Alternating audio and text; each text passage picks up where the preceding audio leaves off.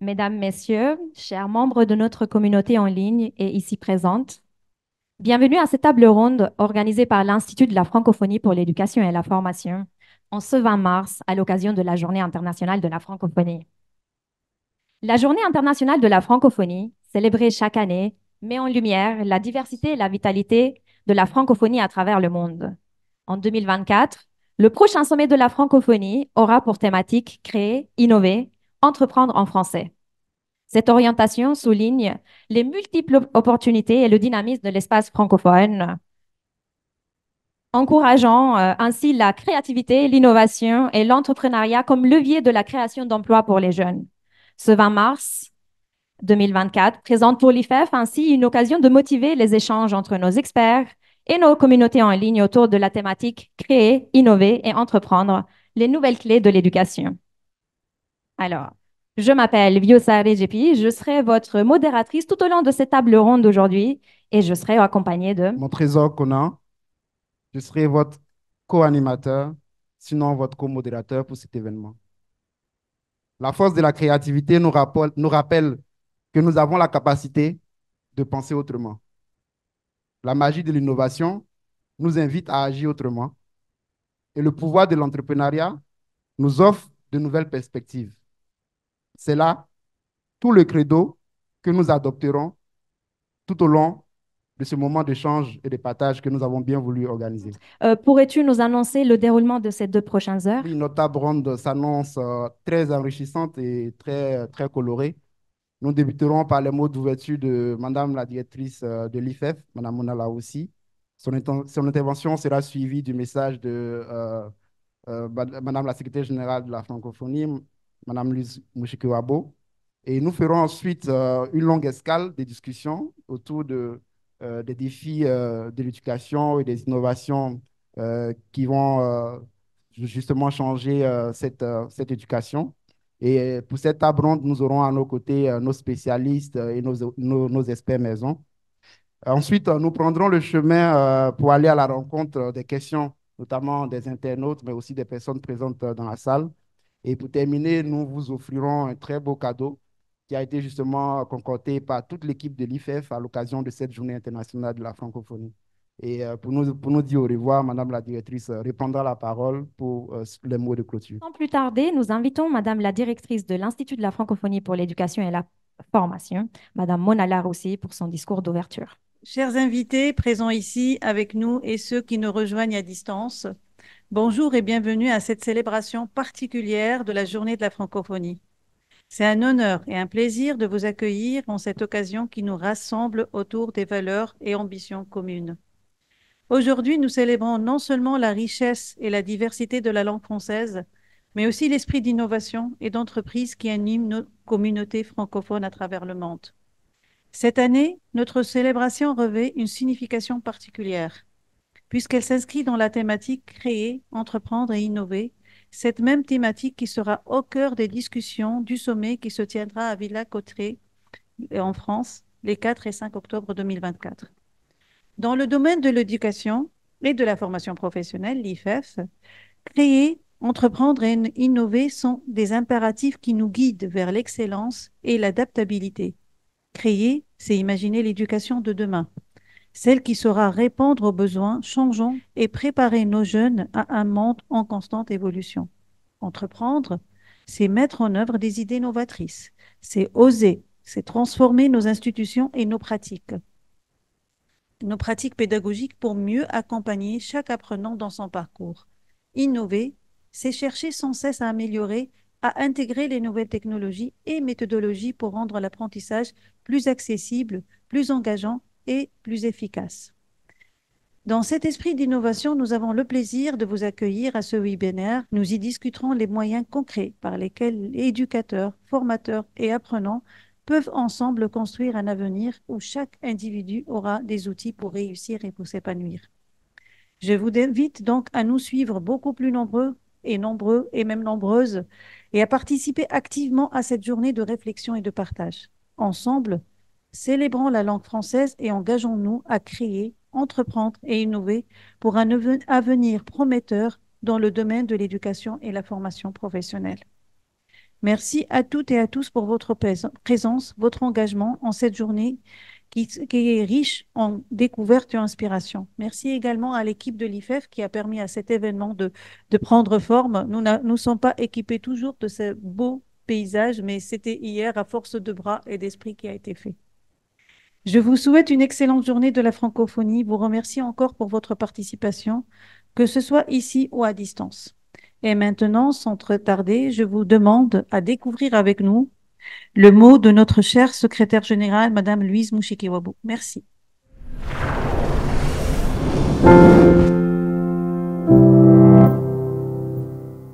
En ce 20 mars, Journée internationale de la francophonie, je souhaite saluer tous les francophones présents sur les 5 continents qui œuvrent pour un monde ouvert, solidaire, inclusif et pluriel. Le thème de cette journée, créer, innover, entreprendre en français, sera également celui du 19e sommet de la francophonie, car pour l'OIF, les ambitions citoyennes et institutionnelles de nos populations et de nos États et gouvernements se rejoignent. Je souhaite donc aujourd'hui célébrer tous les talents francophones, valoriser l'innovation en français et remercier les entrepreneurs qui font vivre la francophonie. Créatrices et créateurs littéraires, artistiques et sportifs, vous qui faites rayonner la langue française dans toute sa diversité, vous qui écrivez, chantez, dansez, jouez le monde francophone, cette journée est la vôtre. Le prix des 5 continents, le Fonds Image de la francophonie, les Jeux de la francophonie sont des projets faits pour vous, innovatrices et innovateurs en éducation, en développement durable, en numérique, en gouvernance démocratique. Vous qui accédez à la connaissance par la modernité et la recherche, cette journée vous est aussi dédiée. Le renouvellement pédagogique, la mise en place de solutions climatiques novatrices, le plaidoyer francophone pour le pacte numérique mondial, la prévention contre les désordres de l'information sont également des projets que nous portons ensemble. Femmes et hommes d'affaires, vous qui dessinez la carte revisitée des échanges économiques et commerciaux, vous qui favorisez l'employabilité des femmes et des jeunes, cette journée vous est également consacrée. Les missions économiques et commerciales de la francophonie, ainsi que la formation au métier du numérique, sont des projets taillés à votre mesure. Chers francophones, chacune et chacun de vous contribue en français, langue de communication internationale, de création, d'innovation, d'économie, de sciences, d'information, d'enseignement et de recherche, à répondre aux défis sans cesse renouvelés d'un monde en perpétuelle mutation. La francophonie s'inspire et se nourrit de vos engagements et de vos compétences, de vos expertises pour animer et faire prospérer son espace, votre espace. Ainsi, je m'engage auprès de vous qui créez, innovez et entreprenez en français à une mobilisation toujours plus dynamique de notre organisation en faveur de nos projets communs pour une francophonie en action. Bonne fête de la francophonie.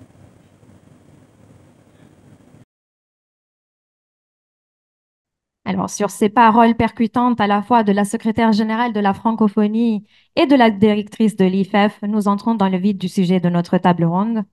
Donc, dans un monde de plus en plus interconnecté, la place du français en tant que langue internationale de communication et langue de partage est indéniable. De même, l'Organisation internationale de la francophonie accorde une importance capitale à la promotion du français dans la diversité linguistique de l'espace francophone, donc aux côtés d'autres langues. Néanmoins, il est force de constater que de nombreux systèmes éducatifs de nombreux pays francophones peinent à faire du biplurilinguisme ou du multilinguisme une réalité, parfois aux dépens du développement humain, du développement économique et social. Sans tarder, accueillons nos premiers panélistes pour aborder ces questions plus en détail. Donc, pour cette première partie, nous inviterons donc 2 panélistes, Madame Baudiel Fall, coordonnatrice du programme École et langues nationales, mise en œuvre par l'IFEF. Nous remercions également l'AFD qui est un contributeur depuis le lancement du programme. Madame Fall sera accompagnée de Monsieur Jean-Baptiste Konkobo, qui est point focal du programme Élan au Burkina Faso et qui se connecte à distance. Alors, Baudiel, ouvrons les échanges donc, sur la promotion du multilinguisme dans l'éducation. Donc, je me tourne vers toi pour la première question. Donc, comment les systèmes éducatifs peuvent-ils promouvoir l'innovation pour favoriser une éducation plus inclusive et plus personnalisée? Bonjour à toutes et à tous, et très bonne fête de la francophonie à tout le monde. Donc, merci, cher Viosa. Merci, mon trésor. Euh, pour cette première question, euh, je parlerai déjà d'un constat. Déjà en Afrique subsaharienne francophone, je vais parler de l'Afrique subsaharienne francophone, puisque 85% des francophones sont situés sur le continent africain. On a des systèmes éducatifs auxquels on reproche souvent d'être en inadéquation, on va dire, avec les besoins et les compétences des apprenants. Et ce qui résulte donc à des performances scolaires qui sont souvent décevantes. Donc, on a des échecs, on a des abandons, on a des redoublements qui sont à des taux relativement élevés, et alors même qu'on a amélioré l'accès finalement à l'éducation. Mais reste donc la question de la qualité. Et on a plusieurs leviers pour agir finalement sur cet état de fait. Comment améliorer les performances scolaires des enfants? Et l'un de ces leviers, c'est la question de la langue d'enseignement. Pourquoi on en est venu à cette réflexion-là? Eh bien, parce que figurez-vous que l'Afrique, le continent africain, c'est le seul continent où on commence sa scolarité dans une langue que soit on maîtrise peu, ou soit on ne parle pas du tout. Et ce, d'autant plus que l'on est dans une zone rurale. En l'occurrence, c'est donc la langue française, qui est la langue de scolarisation officielle pour nombre des pays du continent. Et or, utiliser la langue, une langue qu'on ne maîtrise pas, de nombreuses études et évaluations qu'on a menées depuis plusieurs années ont démontré, et il y a un consensus international là-dessus aujourd'hui, que ça résulte donc à des performances scolaires qui sont moindres. Donc, utiliser les langues nationales, finalement, c'est créer plus d'inclusion, plus d'équité, et notamment équité entre zones rurales et zones urbaines, et c'est permettre aux apprenants d'être plus motivés, plus participatifs et donc plus créatifs. Donc, on en vient au thème de notre journée internationale. C'est pourquoi la francophonie promeut l'enseignement bilingue depuis ses débuts, je dirais même, euh, en particulier à travers le programme Élan, École et langue nationale, qui accompagne donc depuis 2012 12 pays partenaires de la francophonie dans le déploiement ou le développement d'un enseignement qu'on dit bilingue, c'est-à-dire utilisant les langues nationales aux côtés du français comme co-médium d'enseignement. C'est-à-dire que les deux langues vraiment sont utilisées comme langue de scolarisation à l'école et également comme matière. Et on a constaté que les performances scolaires étaient vraiment meilleures chez les élèves de ces classes bilingues que les élèves qui sont dans des écoles dites classiques. Et on n'a qu'à aller dans une classe bilingue, hein, pour constater la différence chez les élèves. C'est vraiment marquant. On a des élèves qui sont beaucoup plus participatifs, qui sont beaucoup plus motivés et qui sont même plus créatifs. On a des productions écrites chez des élèves vraiment de toute petite classe, dès même la première année, même si c'est voilà, c'est des premiers jets. Mais c'est la différence avec des classes dites classiques où on doit attendre parfois la troisième année, la quatrième année pour que les enfants vraiment s'expriment à l'écrit dans la langue d'enseignement. Donc vraiment, c'est sur ce point-là qu'on voit la différence. Et on a vraiment une plus-value avec cet enseignement bilingue qui a été prouvé par de nombreuses évaluations, même les évaluations du programme PASSEC, hein, de la francophonie. Et c'est pour cela même que certains pays ont aujourd'hui décidé de passer à l'échelle, voire de généraliser cet enseignement bilingue utilisant les langues nationales, donc parlées par les enfants, aux côtés d'une autre langue, en l'occurrence le français. Et on voit tout l'apport de l'enseignement bilingue Du coup, nous, on se pose la question de savoir ben, quelles sont les compétences qui sont recherchées chez les élèves et comment est-ce qu'on devrait arriver à cette innovation des curricula pour justement leur permettre de pouvoir s'adapter à ce monde qui est en perpétuel changement. Je dirais qu'on dit compétences fondamentales, c'est lire, écrire et compter. C'est vraiment la base pour toute sa vie, tout au long de sa vie, pour se former, pour vivre tout simplement dans le monde actuel.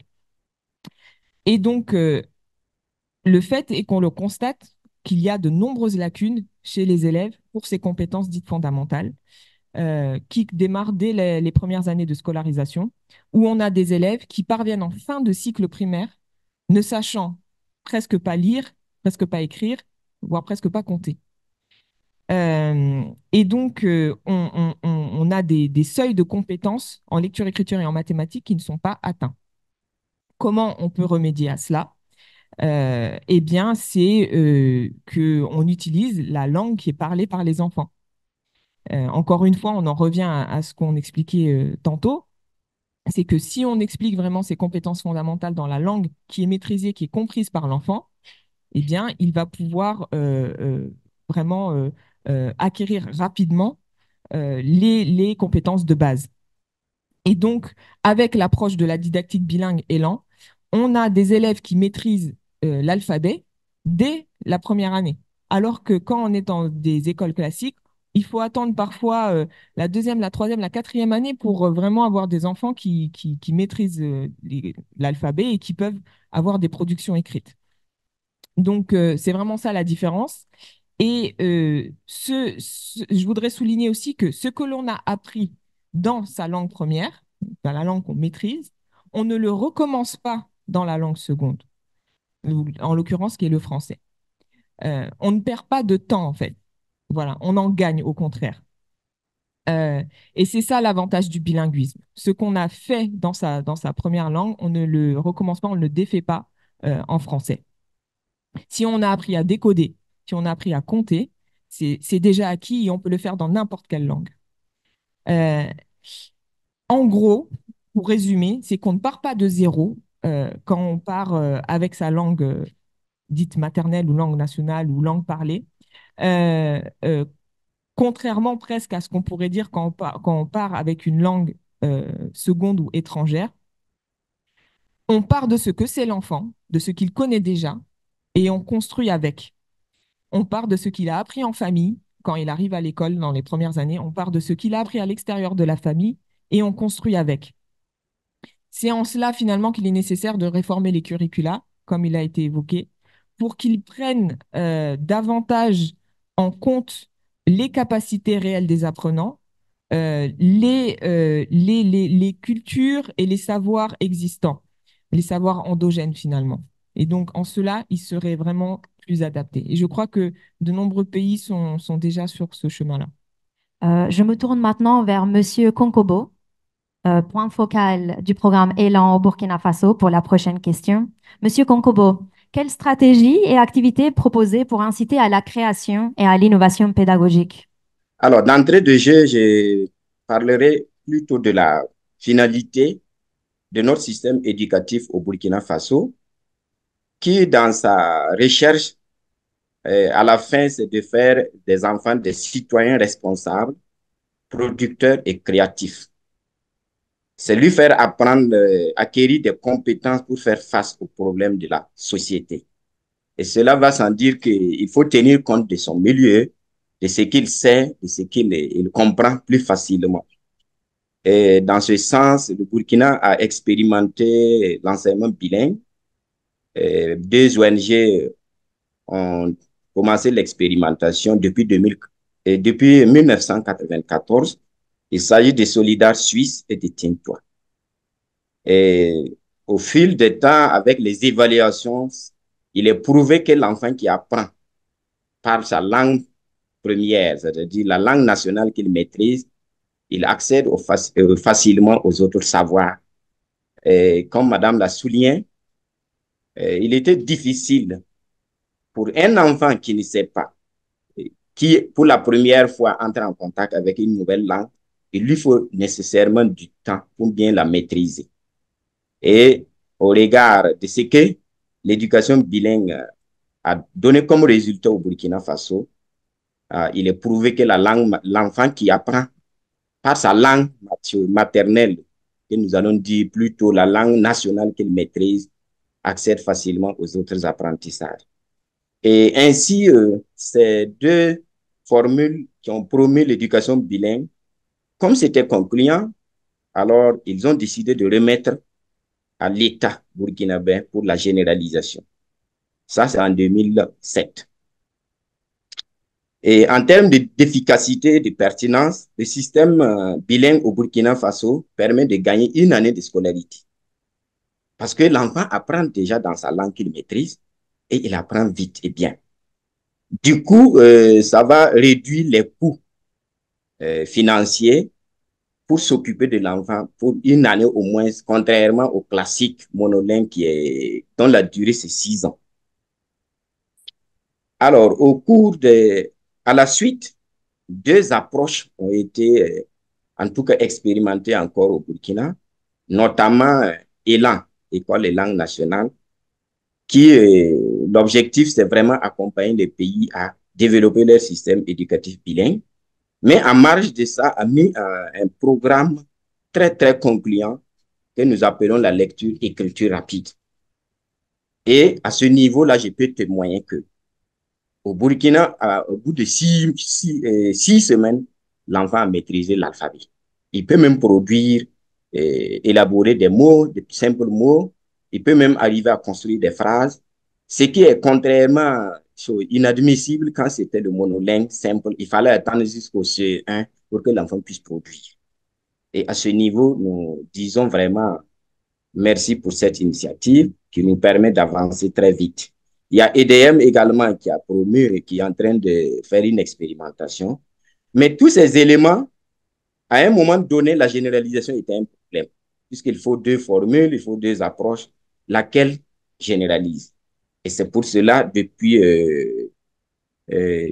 comment on appelle ça, une rencontre à Kenkodgo, où il a été question d'harmoniser toutes ces formules pour avoir une et une seule pour le Burkina Faso. Cela a été une réalité et le document a été validé en août grâce au soutien financier de l'IFEF et au soutien des experts que l'IFEF avait mis à notre disposition. Et à la suite de ça, bon, en 2017, on avait également élaboré une stratégie de généralisation de l'éducation bilingue au Burkina, mais qui n'était pas très bien ficelée. Et avec la collaboration de l'IFEF, nous avons eu la chance de mettre sur pied actuellement un modèle de simulation de la généralisation de l'éducation bilingue qui est finalisé totalement et nous comptons l'adopter, le faire avec le ministre que nous avons eu la chance de rencontrer, d'en parler. Alors, à ce niveau, il faut dire que le document est prêt et peut être utilisé. Donc, en résumé, cette innovation prend en compte les aspects culturels, la production qui sont envisagés dans les écoles. En temps normal, si l'enfant est bien formé, même à partir de sa 5e année, il peut opter de faire l'élevage, il peut opter de faire, comment on appelle ça, fabrication de savon. Ça veut dire qu'on allie toutes les compétences théoriques aux compétences pratiques. Et cela prône l'inclusion, l'équité et la culture et l'ouverture au monde. Voilà de façon résumée ce que je peux dire par rapport à l'éducation bilingue au Burkina Faso. Merci. C'est très intéressant ce on a pu entendre là et avec les différentes interventions, notamment pour ce premier tour de notre panel, on comprend vraiment toute la place de l'éducation bilingue, toute la place des langues nationales dans l'enseignement et dans les apprentissages. Cela nous ouvre de belles perspectives. On se dit qu'on a quand même de très beaux défis à relever. En tout cas, merci beaucoup pour ces échanges. Et ce que nous pouvons dire, c'est que avec cette première phase d'échange, nous donnons vraiment toute la place hein, justement aux langues nationales et prenons aussi le cap vers d'autres questions qui vont suivre durant la suite de notre panel. En tout cas, merci beaucoup, cher Baudiel. Je ne sais pas si tu veux ajouter quelque chose. Oui, en effet, on se rend compte que nous avons des nouvelles clés de l'éducation pour innover, créer et entreprendre, mais nous avons également des leviers, d'anciens leviers, que sont les langues et leur utilisation dans les systèmes éducatifs de manière innovante peuvent améliorer la qualité de l'éducation dans l'espace francophone. Donc, merci Baudiel pour ces propos très intéressants, d'avoir partagé avec nous l'expérience bilingue de la francophonie à travers le programme Élan, ainsi que Monsieur Konkobo de s'être connecté du Burkina Faso afin de faire le partage de l'approche bilingue Élan mise en œuvre au Burkina Faso.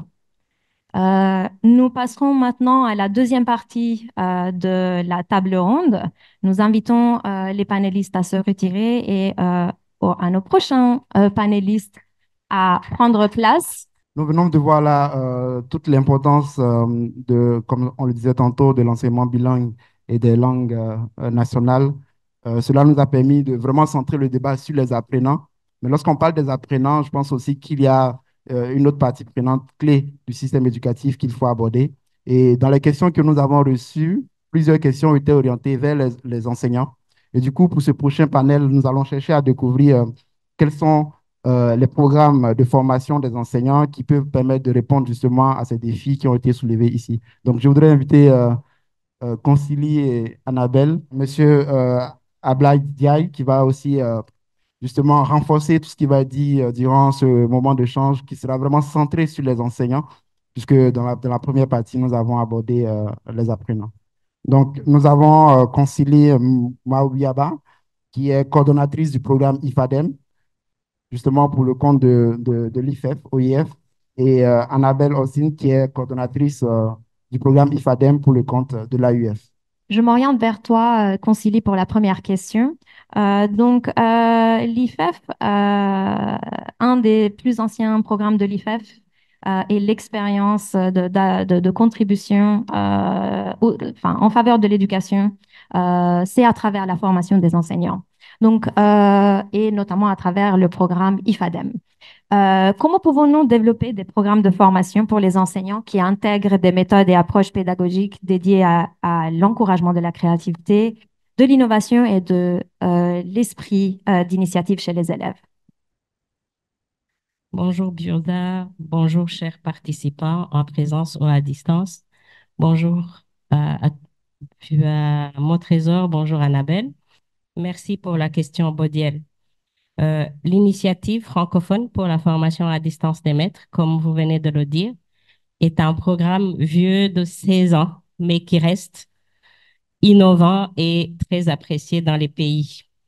Alors, l'analyse de la performance des systèmes éducatifs révèle des défis substantiels liés notamment aux conditions d'enseignement assez vastes, parce que dans cela, il y a notamment les infrastructures, mais aussi les méthodes d'enseignement, le matériel pédagogique disponible et surtout les connaissances et pratiques pédagogiques des enseignants, ainsi qu'à l'encadrement pédagogique dont bénéficient les enseignants dans les salles de classe. Sachant donc que l'amélioration du rendement scolaire et des attitudes des élèves pour impulser un esprit de créativité, d'entrepreneuriat, passe par l'amélioration de la pratique pédagogique, le projet IFADEM cible prioritairement la professionnalisation des enseignants pour qu'ils soient en mesure de déployer dans leur salle des méthodes pédagogiques efficaces et inclusives qui suscitent l'intérêt et l'attention de tous les élèves afin de créer, innover et entreprendre dans leur vie au quotidien. IFADEM cible également la formation des directeurs d'école afin d'améliorer la qualité de l'encadrement pédagogique. Comme on le sait, dans la plupart des pays, le directeur d'école, qui est l'encadreur de proximité de l'enseignant, ne dispose pas de formation initiale en lien avec ses obligations et ses exigences de métier de l'enseignant. Alors, IFADEM a développé et mis en œuvre une formation pour les directeurs d'école afin de développer, au-delà de ses compétences pédagogiques qu'il a acquiert dans son évolution de carrière enseignante, pour développer un leadership en termes de gestion administrative, financier, mais aussi de développement et de gestion des projets d'école qui sont mis en œuvre en partenariat avec les communautés éducatives. À cet effet, IFADEM adopte donc une approche holistique pour conduire le changement souhaité dans les salles de classe. On se pose la question, comment est-ce qu'IFADEM procède? La démarche de développement des projets qui suscitent l'intérêt, la créativité dans les salles de classe, dans le cadre IFADEM, est sous-tendue par 3 principes directeurs. C'est la démarche de co-construction du programme avec toutes les parties prenantes. Je suis ici avec Annabelle. Je suis aussi également, nous serons avec notre collègue du ministère de l'Éducation nationale du Sénégal, mais la réalisation de nos actions se fait également avec l'appui de beaucoup de partenaires techniques et financiers que je saisis maintenant l'opportunité de remercier pour leur appui vraiment très précieux qui nous permet d'intervenir dans les écoles. Donc, les 3 principes, c'est la co-construction avec tous les partenaires intervenants dans le développement et la mise en œuvre du dispositif. Cela nous permet de faire un état des lieux, d'analyser les besoins, les défis, mais aussi les opportunités du milieu pour pouvoir développer un dispositif auquel toutes les parties prenantes. La contextualisation. Il existe des méthodes et des pratiques innovantes qui sont un domaine assez vaste, mais tout ne s'applique pas au milieu de l'enfant. Donc, il s'agit de contextualiser et de s'assurer que les méthodes et pratiques que nous proposons sont en adéquation avec le milieu de l'apprenant et qu'ils suscitent un intérêt pour lui pour les développer.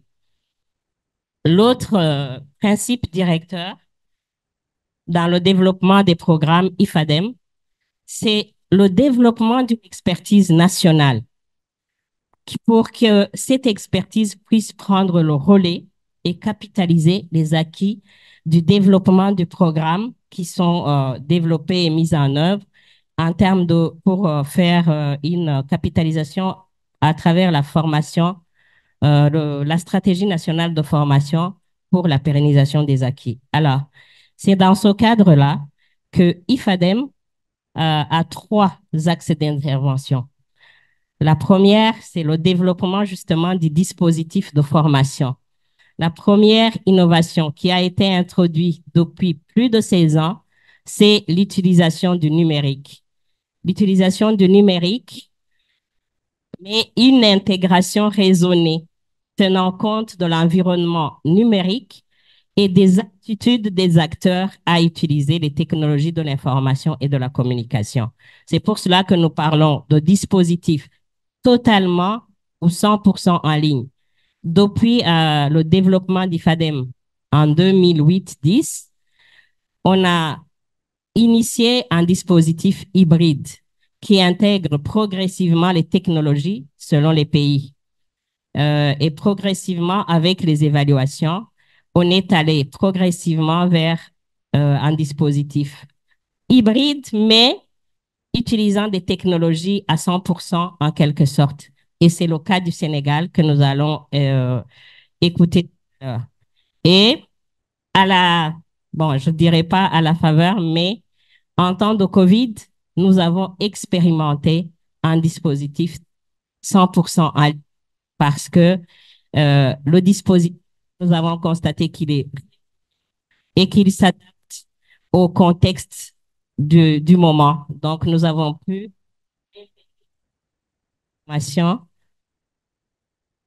on peut maintenir la formation même en période de restriction de mouvement et accompagner les enseignants pour une continuité pédagogique. Le deuxième axe, c'est l'amélioration des méthodes d'enseignement par l'introduction des pratiques innovantes. Et pour cela, nous essayons de développer une attitude, une posture d'un praticien réflexif sur sa pratique qui lui permet de prendre en compte les défis, le contexte et les opportunités de sa classe et pour développer donc l'esprit de créativité et d'initiative chez ses élèves. Et pour cela, euh, il y a certes l'intérêt du numérique qui nous permet d'utiliser des outils numériques pour rendre l'enseignement plus attractif, plus interactif, mais il y a aussi le lien avec des thématiques émergentes du milieu de l'enseignant, plutôt de l'apprenant, qui lui permettent de développer son sens d'observation, de créativité, notamment pour développer des capacités. Et ce sont des thématiques liées notamment à l'éducation à l'environnement durable, à la citoyenneté, à l'entrepreneuriat. Et enfin, IFADEM développe un autre axe, c'est l'accompagnement des pays pour améliorer ou développer une stratégie nationale s'ils n'en ont pas une. Et le numérique reste à la fois un outil pour pour développer la stratégie, mais aussi pour développer les pratiques, parce qu'il permet de garder l'enseignant en poste et de continuer son apprentissage sur le long terme. C'est une formation très consistante dans IFADEM parce que nous développons un parcours de formation qui embrasse toutes les disciplines enseignées en français et l'enseignant reste en classe, mais en même temps, cela nous permet de réduire les coûts liés aux formations en présentiel généralement développées dans les pays et de former de grands effectifs. Ça nous permet aussi de réformer les stratégies par l'accompagnement des pays en essayant d'adapter les méthodes et pratiques innovantes développées dans les contenus de formation continue à la formation initiale ou alors de les réinvestir dans les réformes curriculaires.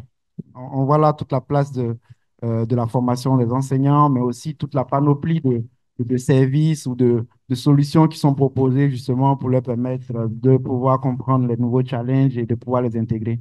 Justement, et dans la présentation, tu as parlé d'esprit de créativité. Peut-être que nous, on va essayer de bifurquer pour parler d'esprit d'entreprise avec Annabelle qui est avec nous. Justement, comment pouvons-nous parvenir à encourager les enseignants à adopter des pratiques innovantes qui facilitent justement cet esprit d'entreprise chez les apprenants? Il est d'abord nécessaire de leur apporter un environnement stable et sécurisé.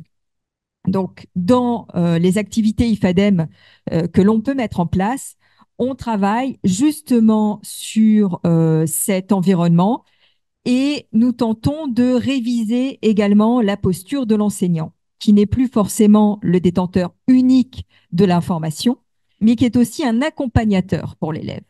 Et donc, tout le travail que l'on met en place, comme Concili a pu le dire, sur cette notion d'enseignant réflexif, c'est aussi permettre à l'enseignant donc d'avoir une analyse sur ses propres pratiques, être capable de se remettre en question quand c'est nécessaire, et donc, dans ce cadre-là, de permettre aussi à l'élève de faire des erreurs. C'est-à-dire que dans toute la méthodologie d'IFADEM, il y a une première analyse de ce que l'on sait, il y a de l'apport théorique, mais il y a aussi après de la pratique et de l'analyse de cette pratique. Et donc, l'objectif est vraiment de modifier par la formation le comportement de l'enseignant pour que justement l'enseignant puisse ensuite reproduire au sein de sa classe ces différentes méthodologies. Alors, on parle de méthodologies innovantes pour l'entrepreneuriat, mais évidemment, l'innovation ne passe pas uniquement par le numérique et les nouvelles technologies. puisque le programme IFADEM intervient essentiellement dans des zones rurales et périurbaines, dans 16 pays de la zone francophone, où l'électrification, la couverture des données, les espaces de formation ne sont pas forcément les plus adaptés, justement, pour travailler dans la classe avec les nouvelles technologies. Certes, le programme IFADEM a pu mettre en place des espaces numériques de formation, mais pour pouvoir développer l'entrepreneuriat dans la classe, il faut aussi pouvoir mettre en place des outils spécifiques pour la classe. Et donc, c'est vraiment dans ce cadre-là que l'on agit, justement dans donc le programme IFADEM et les livrets que l'on développe, des outils concrets qui peuvent être mis en place dans la classe avec des activités qui permettent vraiment aux enseignants d'appliquer directement les méthodes. Alors, évidemment, ce que disait Concili dans sa présentation générale, il n'y a pas que les enseignants, il y a aussi les directeurs. Et un espace sécurisé dans les écoles, c'est aussi permettre aux directeurs d'assumer leur rôle d'accompagnant pédagogique. Donc, quand on parle d'accompagnant pédagogique, c'est justement permettre l'essai-erreur au sein de son établissement. C'est également permettre au directeur d'être en lien avec la communauté éducative locale. Donc, on a parlé tout à l'heure des projets d'établissement. Donc, c'est dans ce cadre-là que les éléments sont importants. Mais c'est aussi promouvoir les valeurs comme la citoyenneté, comme l'environnement, comme l'égalité du genre. Et d'ailleurs, on a pu remarquer, donc il y a eu des études notamment qui ont été portées par l'UNESCO, que dans les lieux où les directeurs d'école sont des directrices, eh bien, l'enfant était beaucoup plus productif et beaucoup plus actif dans son apprentissage. Donc, nous voyons également que toutes ces thématiques euh, se nourrissent entre elles, puisqu'il y a l'égalité du genre, il y a la citoyenneté, donc tout ça est très, très important. Ce que l'on peut dire également sur ces questions-là, c'est que justement, pour permettre de développer l'entrepreneuriat, c'est aussi permettre aux établissements de proposer des activités pour les élèves, justement des activités de développement de l'entrepreneuriat, que ce soit à travers des premières bases d'économie. Alors, je vais donner une anecdote très concrète. Je me souviens que moi, en tant qu'élève, quand donc j'étais jeune à l'époque, nous allions donc ce qu'on appelait les classes vertes ou les classes découvertes. Et pendant ces classes vertes et ces classes découvertes, on apprenait à manipuler l'argent. Alors, ce sont peut-être des choses qui peuvent être anecdotiques, mais cette sensibilisation à l'entrepreneuriat, elle se fait depuis très, très jeune. Et dans certains pays, notamment en Tunisie, par exemple, on a également des personnes qui apportent des projets pour permettre aux élèves de vendre des petits gâteaux pour pouvoir justement apporter de nouvelles choses à l'école ou pour pouvoir faire justement des voyages de découverte. Donc, tous ces éléments-là sont très importants et doivent vraiment être intégrés dans la formation des enseignants, mais aussi des directeurs, pour développer ces activités au sein des établissements. Dans ce cadre-là, d'ailleurs, nous avons également Monsieur Ablaïdia, qui, je pense, pourra aussi nous donner son regard sur ce qu'il se passe au Sénégal dans ce cadre-là. En effet, vous avez indiqué ensemble avec Concili beaucoup de clés et une expérience vaste du programme IFADEM dans de nombreux pays francophones. On se tourne maintenant vers Monsieur Ablaïdia, qui est coordonnateur de l'équipe des concepteurs du programme IFADEM au Sénégal, pour la prochaine question. Monsieur Dia, pouvez-vous nous partager des exemples concrets de programmes éducatifs tels qu'IFADEM et qui ont eu un impact positif sur les élèves et les communautés? Donc, je vais rebondir sur ce que Concili a dit et également Annabelle. Parce qu'IFADEM, donc, au Sénégal, a ces deux dimensions, apporte des innovations. La première dimension, c'est dimension méthodes et techniques pédagogiques. Et la deuxième dimension, c'est dispositif. Et chacune de ces dimensions a impacté dans l'enseignement-apprentissage, sur également l'innovation, sur les enfants, sur le système, mais également sur la manière d'enseigner. Et je peux les prendre un à un, donc ces quatre aspects. Et pour commencer, je vais dire, comme l'a dit Mme Consoli, la démarche de co-construction nous a permis vraiment de prendre en charge ce que nous avons eu et ce dont nous avons besoin. Et les livrets ont été conçus de sorte que ce qui manquait en termes de savoir-faire et de faire apparaît. Parce que le livret est construit d'abord ce que j'en sais pour commencer. Espèce d'état des lieux. Deuxième étape, ce que je devais savoir, donc en sorte de savoir disciplinaire, mais également pédagogique et technologique. Troisième dimension, et qui me paraît très important, c'est ce que je devais savoir faire. Et la quatrième, vraiment, viendra donc permettre tout, ce que je devais savoir faire.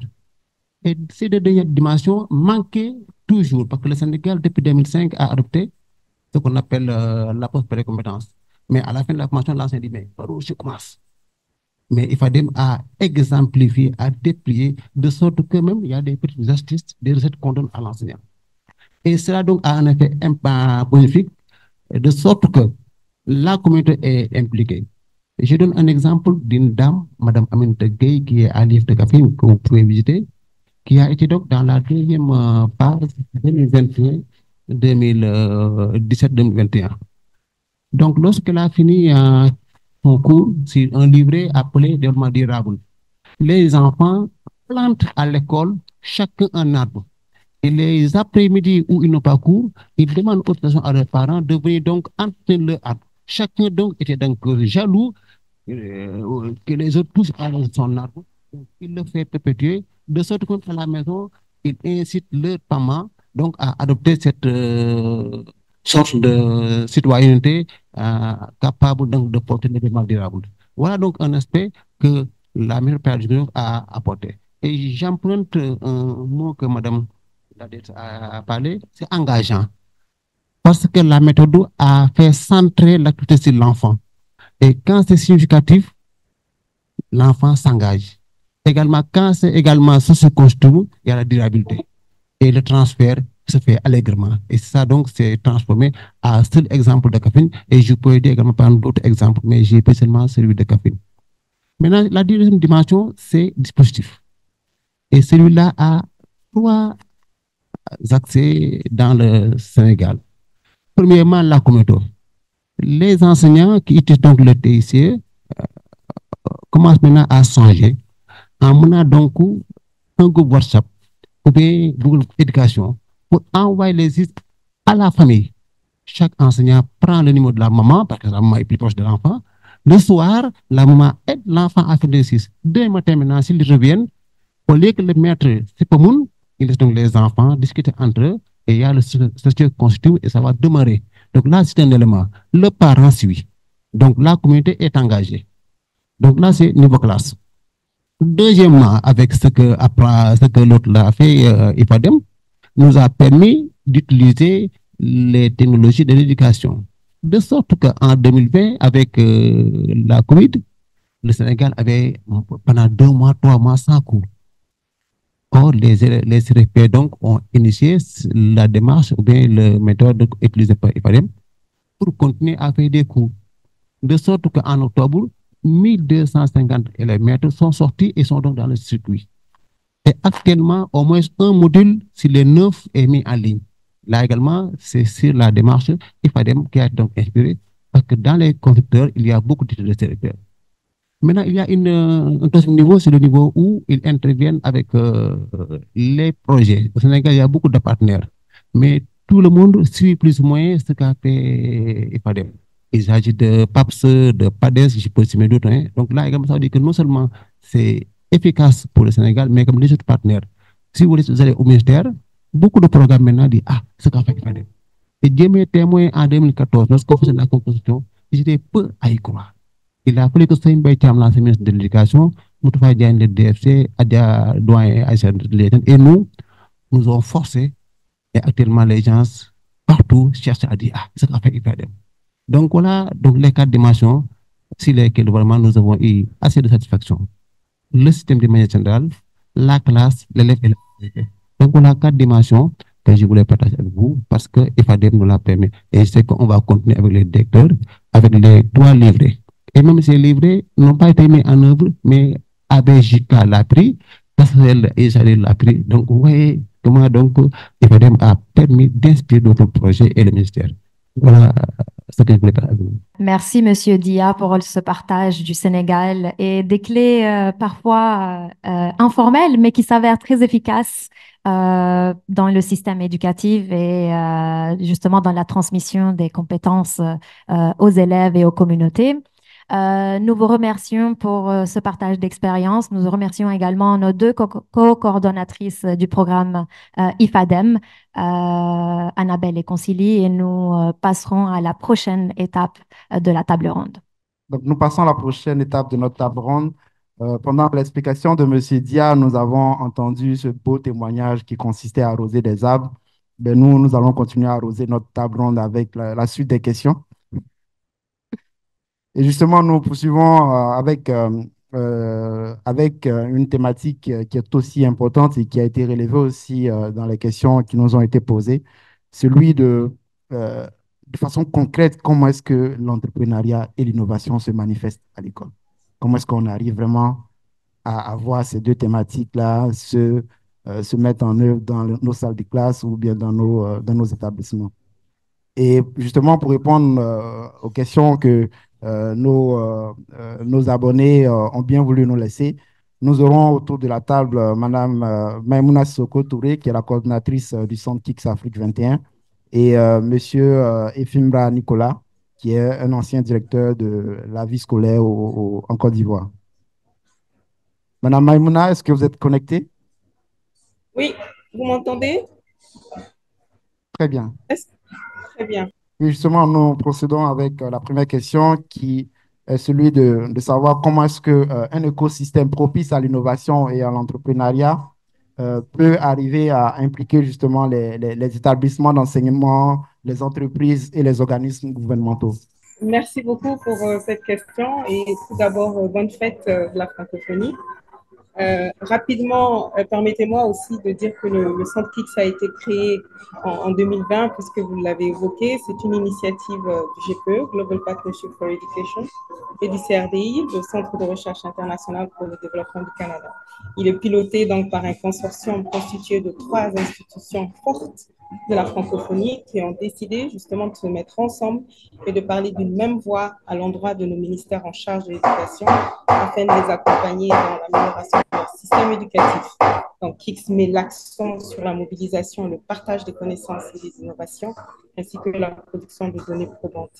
Et les institutions partenaires sont l'AUF, l'Agence universitaire de la francophonie, la CONFEMEN, la Conférence des ministres de l'éducation des États et gouvernements de la francophonie, et l'IFEF, OIF, l'Institut de la francophonie pour l'éducation et la formation de l'Organisation internationale de la francophonie. Donc, l'OIF est le chef de file de ce consortium. Et comme vous l'avez dit, je serai avec... Maïmouna, est-ce que tu nous entends? Oui, je vous entends. Vous ne m'entendez pas? Malheureusement, il y a beaucoup de bruit et d'interférences. OK. Ça va mieux? Est-ce que tu peux poursuivre, mais en parlant un peu plus fort? D'accord. Alors, tout d'abord, il faut dire que nous n'avons pas le choix que d'aller vers un écosystème éducatif. Est-ce que vous me recevez là? Un écosystème éducatif propice justement à l'innovation et qui favorise de surcroît l'entrepreneuriat. Mon trésor, tu me dis si vous ne me recevez pas. C'est bon? C'est bon, mais c'est assez difficile. Mais vas-y, vas-y. D'accord. Ce qui est intéressant ici, c'est justement cette notion d'écosystème sans lequel nous ne parviendrons pas, bien évidemment, à l'innovation et à encourager l'entrepreneuriat. Aujourd'hui, nous évoluons vers des environnements propices à la créativité où tout va vite et très vite, et des environnements avec une multitude d'acteurs dans lesquels chacun veut également porter sa voix dans tous les débats, publics comme privés, et l'école et l'éducation, donc de manière générale, constituent, comme vous le savez, une des cibles potentielles, je dirais, des différents acteurs, parce qu'il est souvent proie justement à de nombreux critiques. Et il faut le reconnaître, il est aussi en quasi-décalage, je dirais, en tout cas avec la société actuelle. Ceci est bien reflété à travers ce qu'on appelle la dynamique externe dans le jargon de la planification de l'éducation, notamment l'inadéquation entre l'offre et la demande, et ceci est reflété aussi à travers le chômage grandissant des jeunes.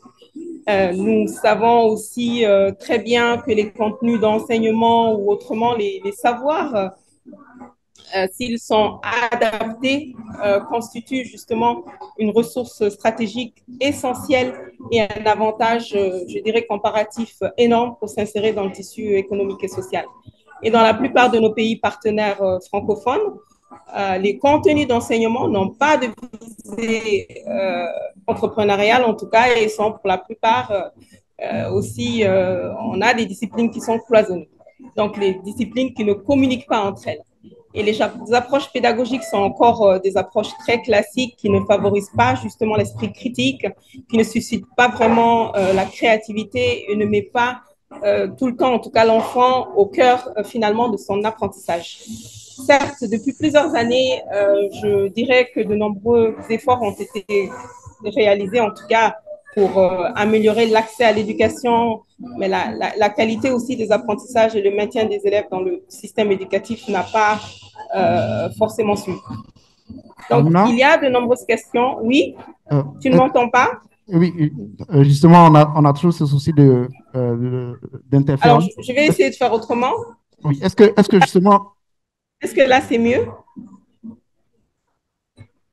Oui, oui. Est-ce que tu pourrais éventuellement nous donner quelques exemples de pays qui ont réussi à intégrer des programmes éducatifs axés sur l'entrepreneuriat? Alors, oui.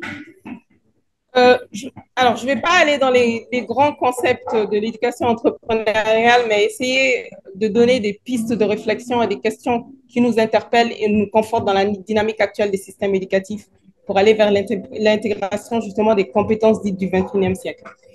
Et ces compétences sont connues, c'est la capacité de maîtriser les technologies de l'information et de la communication, c'est la capacité d'entreprendre, c'est la capacité de créativité, mais aussi la capacité de s'adapter dans un monde en perpétuel changement.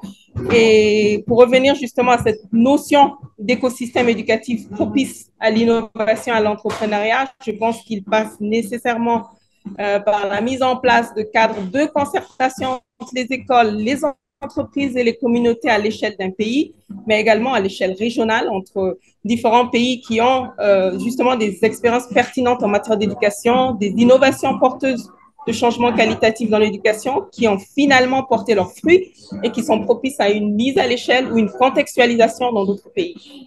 Et encore une fois, cette notion d'écosystème est une notion que nous mettons largement en avant, comme vous le savez, hein, dans le cadre des activités du Centre KIX, et notamment à travers ce qu'on appelle les dialogues politiques que les pays organisent avec les parties prenantes de l'éducation. Pour donner un exemple concret rapidement autour de cette dynamique partenariale et dans le domaine du numérique éducatif, par exemple, ou de l'intelligence artificielle qui est aujourd'hui dans l'air du temps, mais une problématique aussi qui interpelle nos pays du centre, cette notion d'écosystème justement propice à l'innovation est très présente et vitale pour la réussite et l'intégration de ce axe très important et qui est transversal également. Donc, une vision gouvernementale qui est essentielle pour assurer un certain leadership, asseoir une véritable, je dirais, politique en la matière.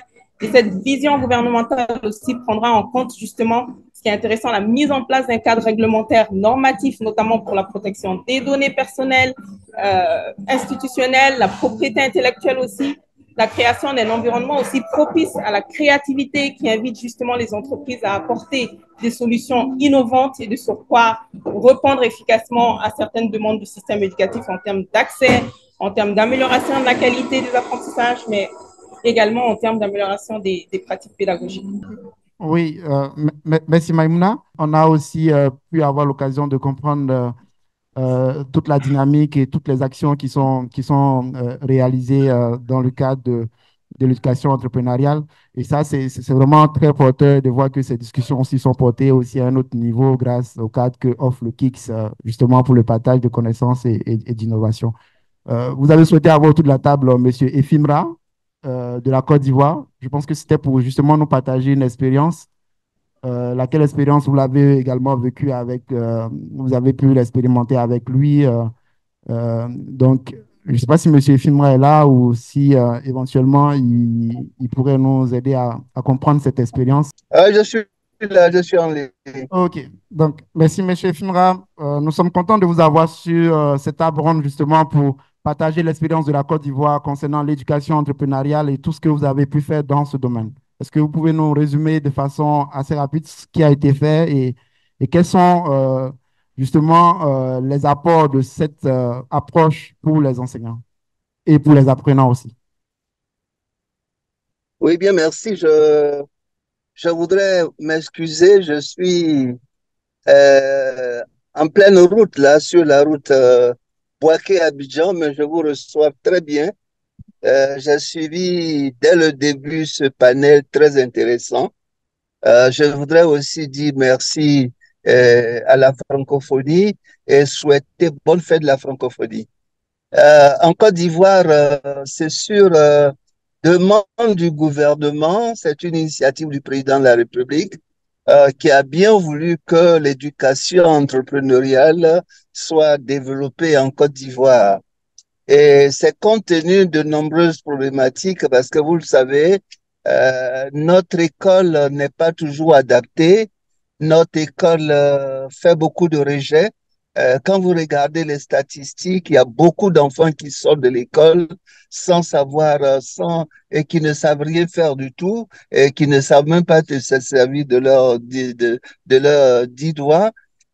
Il y a aussi des enfants qui réussissent leurs études, mais qui malheureusement là ne sont pas outillés, ne serait-ce que pour changer une ampoule, à prendre des initiatives, à créer quelque chose. Voilà. Et donc, c'est compte tenu de tout ça que le président de la République a bien voulu que l'éducation entrepreneuriale s'installe en Côte d'Ivoire. Je voudrais remercier l'IFEF et l'OIF parce que ils nous ont appuyés pendant des années pour cette initiative et nous avons eu le plaisir vraiment de travailler avec eux. Alors, l'éducation entrepreneuriale en Côte d'Ivoire, nous l'avons voulu très pratique dans les classes, de telle manière qu'après une année pilote, nous avons véritablement étendu cette expérience-là sur toute la Côte d'Ivoire, dans les écoles primaires comme dans les écoles secondaires. Et puis, c'était plus d'1 million, hein, plus d'1 million d'enfants qui font de l'éducation entrepreneuriale. Alors, je disais tout à l'heure que nous avons voulu une expérience pratique, celle de permettre aux enfants de développer des qualités, d'intégrer des qualités entrepreneuriales, des qualités telles que la créativité, des qualités telles que la persévérance, des qualités telles que le travail en équipe, et d'autres qualités, la solidarité et autres. Mais nous avons voulu aussi qu'ils puissent développer des compétences générales, mais aussi des compétences métiers professionnelles dans le cadre de la préparation de leur employabilité. Et donc, par rapport à ce programme-là, je vais faire part de quelques expériences, par exemple. Madame Sissoko a parlé tout à l'heure de l'inadéquation qui existe entre ce que l'on fait en classe et la pratique sur le terrain. Et dans ce domaine, nous avons, au niveau des enfants, essayé, par exemple, de développer quelques compétences en agriculture. Parce que quand vous faites un champ, par exemple, un champ de café, un champ de manioc ou bien un potager, vous allez prendre, c'est un exercice de géométrie, parce que vous allez prendre une surface qui est carrée ou rectangulaire. Mais quand vous prenez cette surface-là et que vous allez faire le piquetage, c'est un exercice d'intervalle. Voilà. Donc, vous avez la base de X, la base de Y, et quand vous mettez vos piquets, vous avez X1, X2, X3, X4. Quand vous mettez l'autre piquet sur l'autre ligne, vous avez Y. Donc, vous avez des coordonnées X1, XY1, X2, Y, qui correspondent à des plantes que vous allez piquer dans votre surface. Donc, c'est une façon de dire aux enfants que les mathématiques qu'ils apprennent en classe peuvent être appliquées directement sur le terrain dans un exercice de piquetage, dans un exercice de planning. Et quand vous prenez du côté horizontal, voilà, vous avez l'axe Z. Et cet axe Z-là permet, par exemple, d'introduire d'autres innovations telles que le numérique.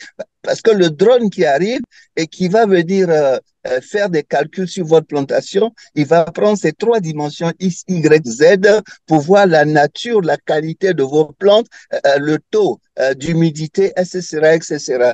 Donc ça, c'est des développements pratiques que nous faisons et que nous apprenons aux enfants. Et ces enfants-là, par exemple, le pratiquent très bien dans le système de l'agriculture et autres. Voilà.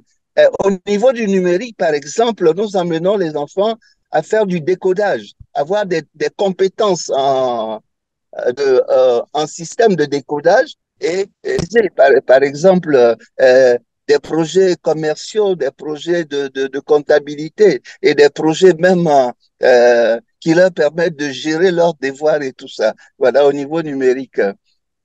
Pour parler aussi d'entrepreneuriat social, et nous avons travaillé dans ce sens-là, nous avons beaucoup travaillé dans ce sens, et là, nous avons pu véritablement permettre aux enfants de réaliser des projets sociaux, parce que l'entrepreneuriat social, son sens véritablement, c'est de créer des valeurs sociales, résoudre des problèmes, des problématiques sociales, pardon.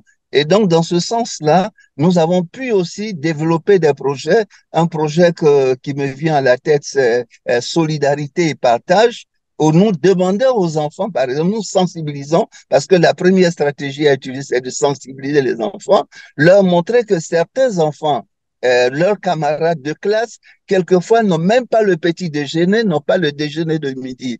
Leurs camarades de classe, certains ne viennent pas à l'école parce qu'ils n'ont pas de tenue, ils n'ont pas le matériel didactique pour venir en classe. Et donc, il est important que par solidarité, ils puissent apporter de leur argent de poche. 5 francs, 10 francs sur leur argent de poche, en 1 mois, 2 mois, permettre de mettre ensemble, d'avoir une cagnotte qui va servir à aider leurs camarades à venir en classe, à avoir accès à l'école et à pouvoir se maintenir aussi. Donc, ce sont des projets concrets comme ça que nous essayons de développer dans nos classes pour permettre aux enfants de développer des compétences, aussi des enfants d'avoir de la créativité et aux enfants de pouvoir véritablement, quand ils sortent de l'école, être outillés à affronter la vie.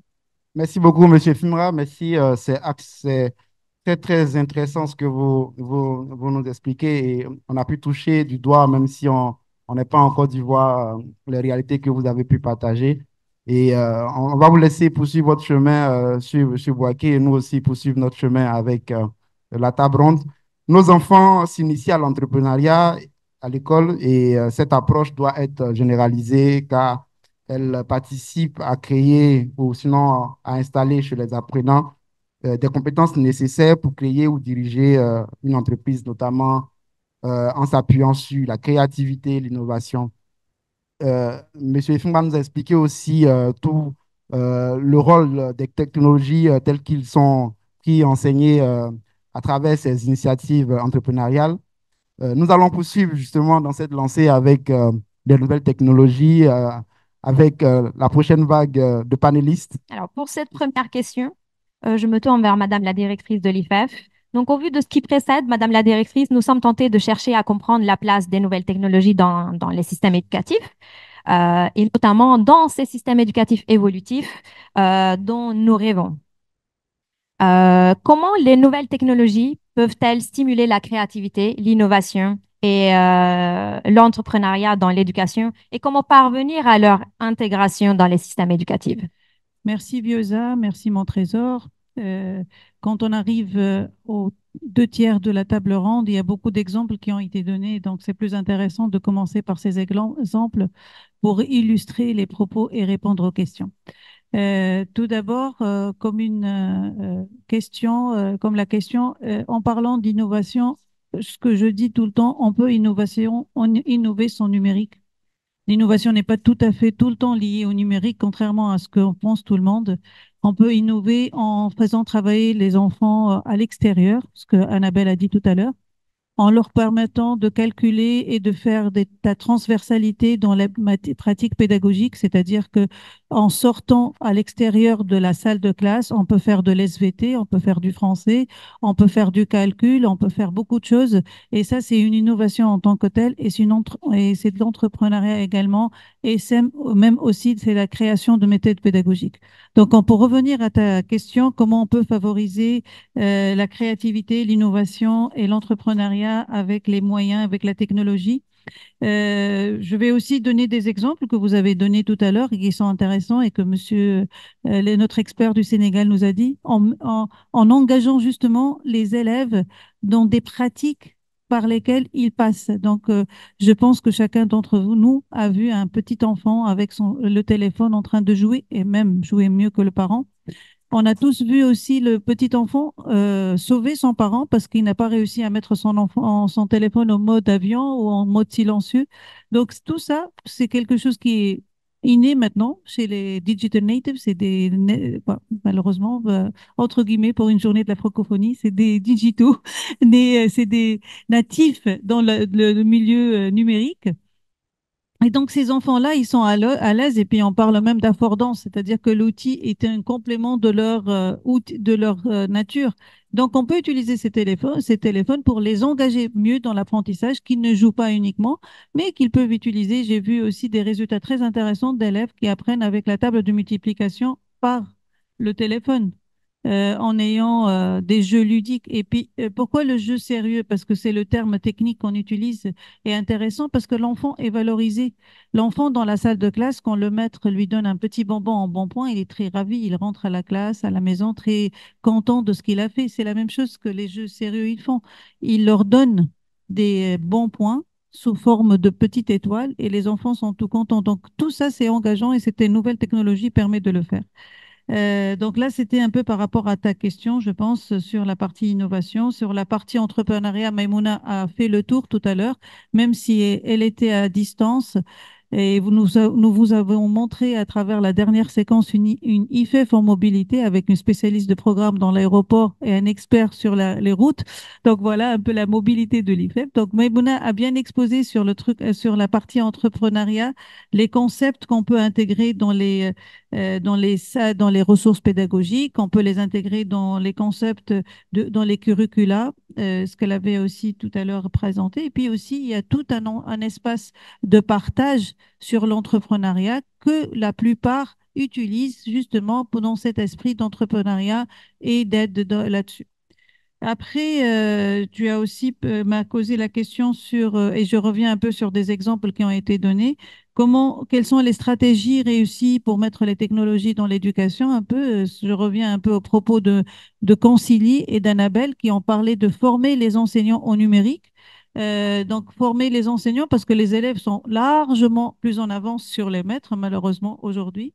Et donc, former ces enseignants à intégrer la technologie pour qu'ils soient au même niveau que leurs élèves et aussi utiliser ça. Donc, ce que Concili avait présenté et Annabelle également, intégrer le numérique dans la formation des enseignants, un peu ce qu'on fait dans les programmes IFADEM.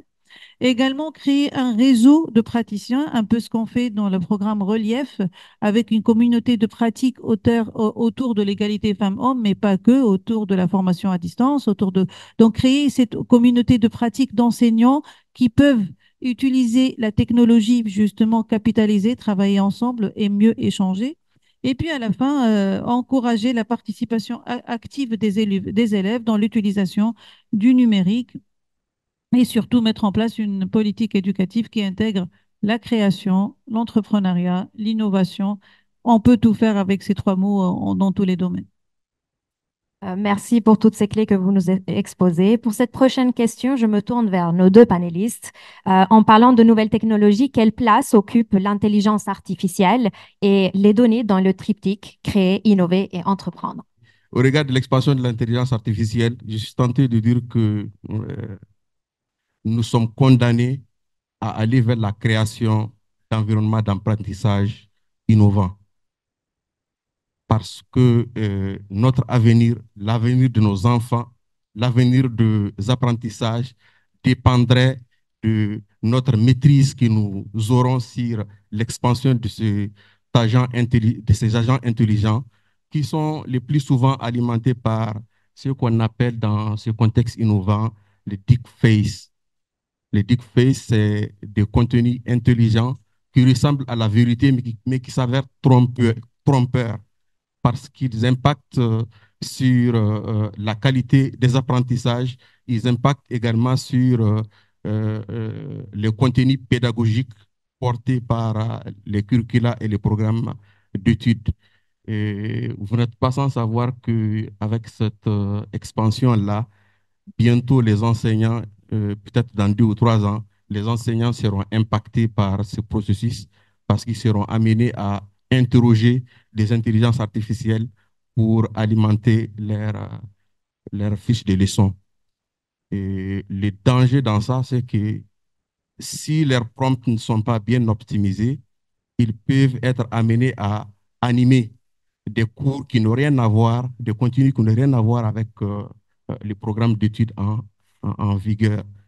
Donc, j'en appelle, face à cette situation, une collaboration étroite entre les autorités éducatives et les leaders de ce secteur intelligence artificielle, notamment OpenAI, Google avec ses modèles Gemini et Gemini Ultra, OpenAI, Claude AI, Mistral AI, tous ceux-ci sont des promoteurs qui vulgarisent ces technologies-là, porteuses le plus souvent d'informations erronées si elles ne sont pas maîtrisées. Il faudrait que les États s'engagent auprès de ces promoteurs, de ces leaders d'intelligence artificielle, afin de créer ou bien de pointer les agents intelligents vers des bases de connaissances pédagogiques alignées au curricula et au programme d'études. Ça peut nous sauver. L'autre point que je souhaiterais introduire pour revenir sur la question du partenariat, il faudrait que ces gouvernements-là arrivent à développer et promouvoir des startups nationales.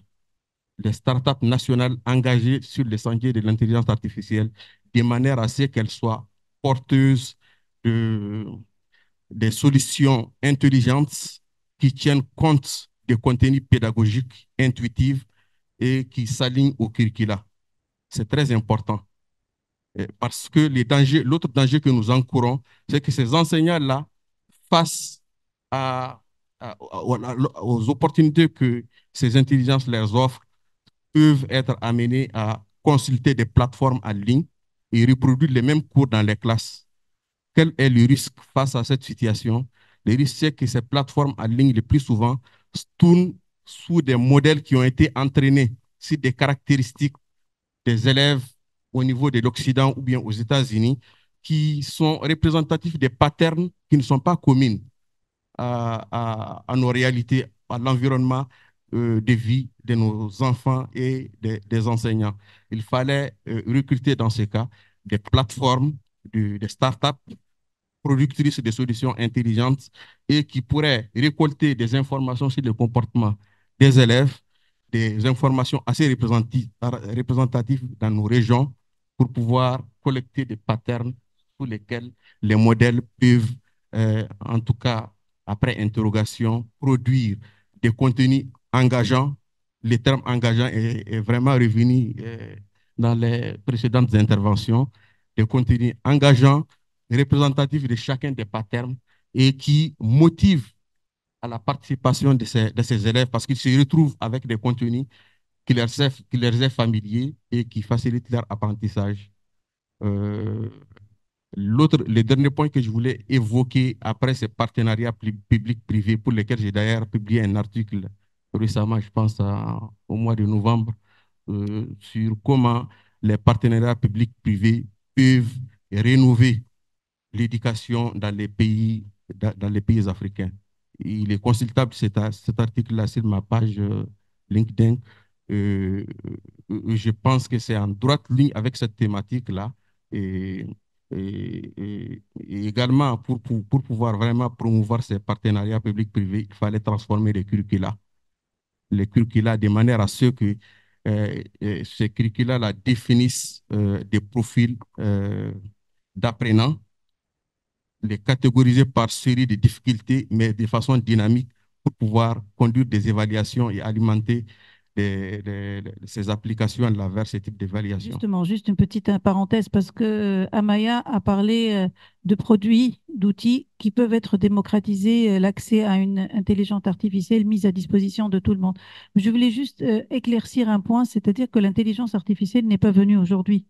On a juste eu en novembre 2022 l'arrivée de ChatGPT qui a un peu été un des outils les plus utilisés en termes, et on a atteint en 6 mois un nombre d'utilisateurs qui a dépassé tous les médias sociaux réunis. C'est juste ça qui a fait que maintenant on parle beaucoup d'intelligence artificielle alors que l'outil intelligence artificielle existe depuis plusieurs années, qu'il y a eu beaucoup de tentatives pour le faire et que c'est juste un moyen de dire qu'on existe différemment et un outil existe différemment. Après, Amaya est rentré directement au vif du sujet pour vous dire que utilisez-la, il y a plein d'outils, il y a Mistral, il y a Claude, il y a tout. Et ça, c'est un peu ce qui le langage de plusieurs personnes, alors que d'autres personnes sont très réticents. Ils parlent de gouvernance, comment on va être traité par l'intelligence artificielle. Plusieurs enseignants sont venus me voir pour me ah, bah nous, on n'existera plus là. L'intelligence artificielle va prendre notre place. Beaucoup d'autres qui disent que les élèves vont devenir très bêtes parce qu'ils donnent les exercices à cette intelligence artificielle qui travaille pour eux. Tout ça est juste, et ce que dit Amaya est juste. Le tout, c'est de trouver un juste milieu entre les deux et sur ne pas se comporter en disant le coach, on va pas, si on rate le coach, c'est comme ça. Et le coach de la mobilité, les outils qui existent, si on ne les utilise pas, on passe à côté de beaucoup de choses. C'était juste pour d'autres internautes qui peuvent ne pas être jeunes, qui sont aussi connectés avec nous. Oui, oui, effectivement, pour compléter la directrice, effectivement, la diversité des outils permet de créer des opportunités d'enrichissement des contenus pédagogiques, c'est vrai, et surtout des contenus engageants, contextualisables, exportables et dynamiques d'une société à l'autre et d'une région à l'autre d'un même pays. C'est-à-dire que l'enseignant euh, qui anime une leçon en lecture-écriture dans la région de Dakar et n'est pas animé de la même façon, la même leçon dans la région de Ziguinchor. Vous voyez, parce que l'algorithme fait que chaque fois que l'enseignant change de région, l'algorithme fournit des patterns qui correspondent aux caractéristiques socio-culturelles de la région dans laquelle il anime le cours, en fait. C'est ça l'intérêt. Et, et le risque associé à cet intérêt, c'est la tentation de ces enseignants à exploiter des plateformes comme Adaptative Maths, qui a été déployé par le ministère de l'Éducation nationale de la France et qui propose des solutions de ce genre. Il y a également des solutions sur la plateforme internationale multilingue Tao, qui propose également des contenus de ce genre. Il y a aussi UBM Edson Education également, qui propose également de contenus dans ce sens. Mais l'intérêt de ce type de plateforme pour l'Afrique, surtout pour les zones d'intervention de l'IFEF, c'est de ne pas les exporter pour que les enfants les exploitent tout de suite ou bien les enseignants, mais d'essayer de procéder par un transfert de compétences à des startups nationales de manière à ce qu'elles puissent implémenter des modèles qui contextualisent les modèles sur lesquels ces plateformes-là tournent à travers des stratégies du transfer learning comme les stratégies de fine-tuning ou de self-supervised learning. Voilà. Donc, il y a plusieurs types de stratégies pour pouvoir apprendre à partir de ces modèles-là et les contextualiser au contexte africain. Voilà. C'est ce que je voulais. Oui, merci Amaya, merci beaucoup. Peut-être que je commencerai par ces mots de la directrice qui dit notamment que l'intelligence artificielle n'est pas née aujourd'hui. Mais justement, cette intelligence a décidé de nous entraîner dans un nouveau monde où l'éducation s'apprête à être façonnée. Donc, merci beaucoup pour ces éclaircissements. Je pense que, comme vous le dites, l'intelligence artificielle doit être prise comme une pièce de monnaie qui a ses deux faces, ses avantages et ses inconvénients. Et quand nous faisons la promotion de ces avantages, nous ne devons pas manquer de sensibiliser aussi sur les inconvénients. Merci pour ce moment de partage et ces mots très enrichissants. Revenons maintenant à l'intelligence humaine en parlant justement des jeunes. Je pense qu'on a parlé des apprenants, du futur des apprenants. Donc, notre prochain panel va se concentrer sur les jeunes. Et voilà, notre prochain panel va se concentrer sur les jeunes. Et pour ce panel, nous aurons deux experts. Justement, Madame Lena Watt, spécialiste de programme sur les questions de formation professionnelle, et Monsieur Djibril Bousso, qui est expert en formation et insertion professionnelle. Donc, nous sommes bien d'accord que tous les éléments évoqués doivent contribuer à une éducation de qualité. Toutefois, il est également nécessaire d'assurer une insertion professionnelle et réussie des jeunes. Donc, examinons sous un autre angle de programme de formation, les programmes, pardon, de formation pour atteindre cet objectif d'insertion professionnelle réussie. Léna, comment les programmes de formation peuvent-ils être adaptés pour intégrer de manière holistique les compétences attendues des jeunes en mettant particulièrement l'accent sur l'entrepreneuriat afin de préparer à réussir dans un monde en constante évolution? Merci beaucoup, Viosa, chers collègues, et bonne journée de la francophonie à nous tous. Effectivement, bon, la question sur les jeunes, parce qu'elle est on va dire, actuelle. Là, je prends le cas du Sénégal, on est en pleine période préélectorale, et puis la question de la formation des jeunes, l'insertion des jeunes revient davantage au quotidien sur le terrain du champ politique. Mais il faut savoir que préparer les apprenants à promouvoir et prospérer dans des entreprises durables constitue une priorité pour l'ensemble du système éducatif et en particulier de la formation professionnelle, qui a pour mission spécifique de les préparer à l'accès au marché du travail.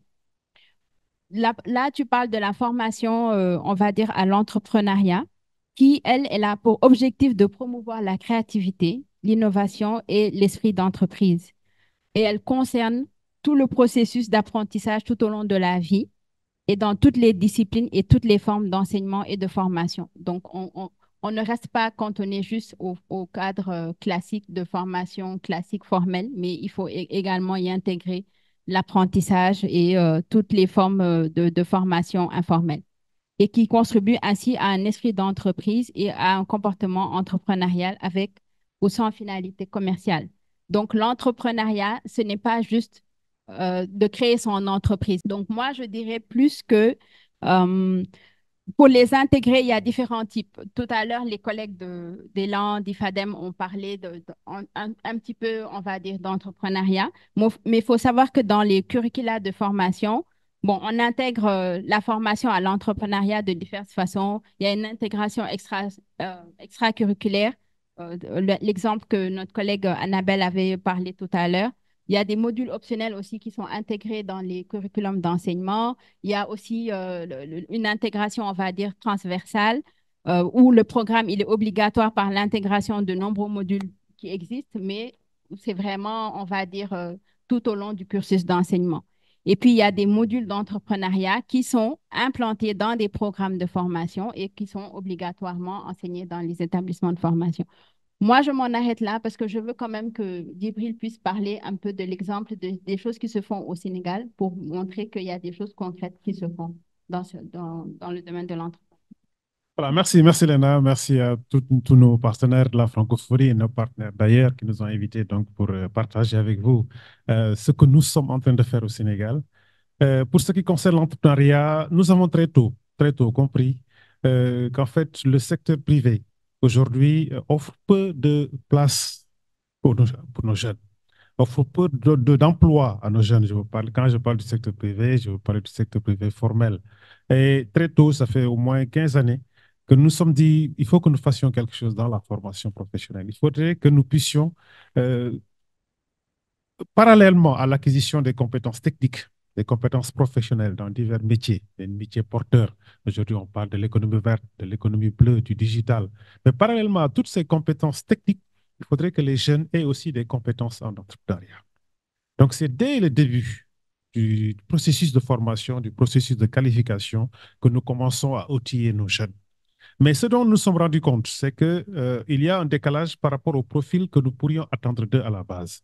J'ai été très satisfait tout à l'heure d'entendre l'exemple, par exemple, en Côte d'Ivoire, où on parle déjà de culture entrepreneuriale au niveau collège, au niveau, pardon, du primaire. Certains pays au niveau du collège, mais il y a des pays comme au Sénégal, aujourd'hui, il y a un décrochage. Ces compétences-là sont acquises à la base, peut-être au primaire, avec la réforme curriculaire, avec l'APC, mais au niveau des collèges, au niveau du secondaire, il n'y a rien. On est sur un système classique. Donc, nous nous retrouvons avec des jeunes qui avaient des éléments de base, mais qui n'ont pas pu développer. Donc, c'est comme si nous recommencions le processus qui avait été fait par ailleurs.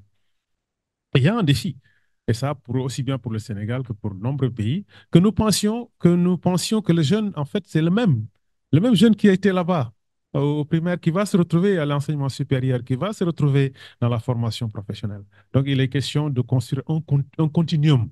Moi, je plaide pour ce terme-là, continuum. Je ne sais pas comment on pourrait dire en français facile, pour qu'il y ait un tunnel pour que le jeune puisse être accompagné durant tout son processus de développement, depuis la base jusqu'à l'enseignement supérieur ou la formation professionnelle en entrepreneuriat ou dans d'autres secteurs. Merci. Merci, Monsieur Bousseau, pour ce beau plaidoyer. Merci, Léna, également, d'avoir partagé ce que l'IFEF fait pour la formation professionnelle et technique, notamment pour les jeunes. Euh, Nous allons passer ensuite à la prochaine séquence qui est... Oui, nous passons à la prochaine séquence. Je pense que nous avons eu la chance d'écouter différents experts et spécialistes sur différentes Si vous questions. permettez, avant de Oui, passer, allez-y. parce que Oui, allez-y. avant de passer, il y a un élément essentiel sur lequel j'aimerais insister, et on en a parlé ici, c'est la formation des formateurs, la formation des acteurs. On ne peut pas aujourd'hui dire qu'on va développer l'entrepreneuriat, développer la créativité, développer l'innovation sans pour autant que dans les écoles de formation de formateurs, que ces acteurs-là soient eux-mêmes outillés dans leur développement. Sinon, ils auront des difficultés à accompagner nos jeunes. On parle d'un écosystème et vous le savez tout autant que moi, on est encore dans le classicisme au niveau de nos écoles de formation de formateurs. Je suis vraiment désolé de le dire et il y a un travail énorme qu'il faudrait que nous puissions peut-être faire dans ce sens-là. Merci beaucoup. Et pour compléter ce que Djibril vient de dire, moi, je dirais que quand on parle d'innovation pédagogique également, je pense qu'il est important de savoir mesurer l'impact des modèles pédagogiques innovants. Donc, du coup, c'est pour revenir à la formation professionnelle. Effectivement, au niveau de l'IFEF, on a eu à développer, on va dire, un outil qu'on appelle Insert Jeune, qui permet justement de mesurer l'efficacité externe des dispositifs on va dire, d'enseignement et de formation professionnelle. Et l'idée derrière, c'est pouvoir avoir des données, les analyser, les traiter afin de pouvoir influer sur le système d'éducation et de formation professionnelle pour accompagner davantage les jeunes vers l'insertion professionnelle. Merci.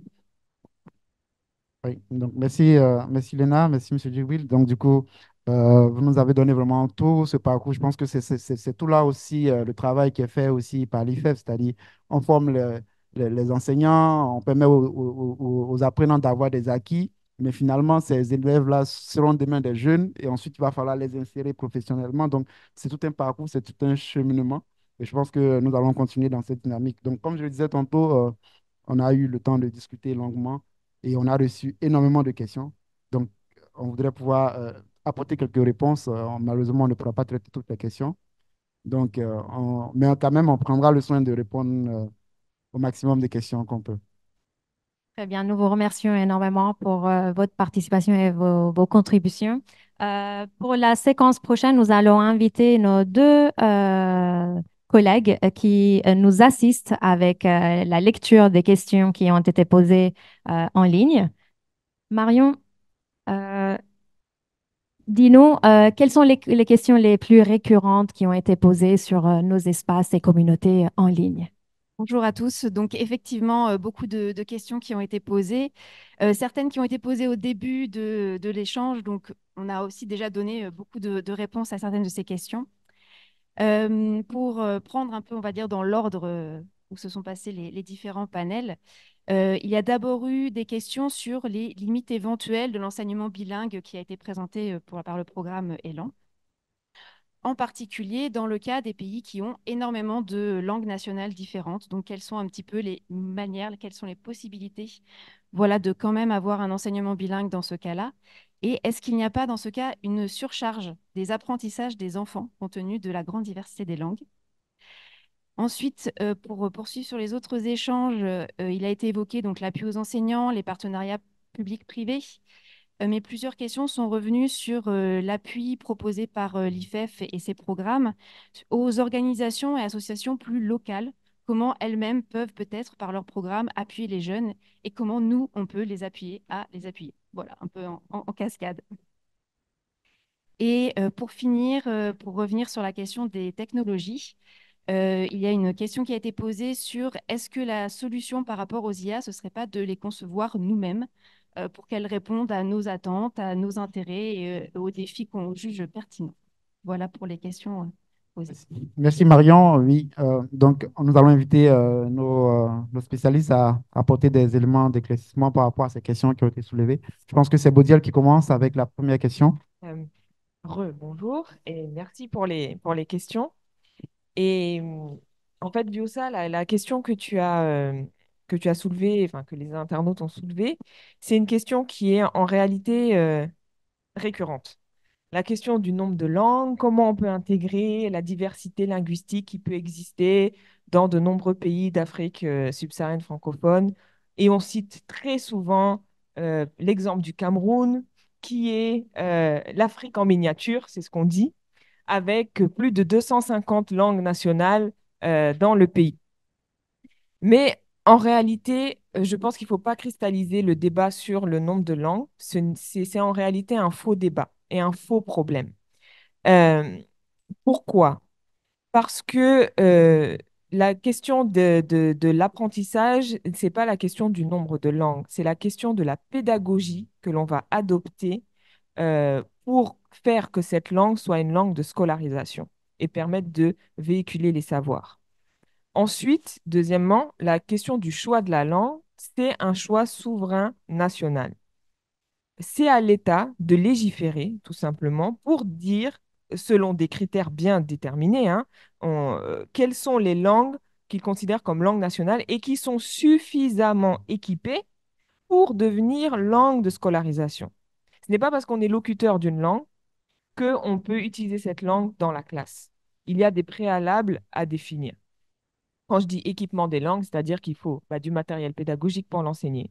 Il faut former les enseignants à utiliser la langue parce qu'encore une fois, on parle la langue, mais l'utiliser vraiment comme langue de scolarisation, il y a toute une terminologie à avoir, il y a vraiment une formation à avoir en plus de ses capacités professionnelles d'enseignant. On n'introduit pas comme ça les langues nationales.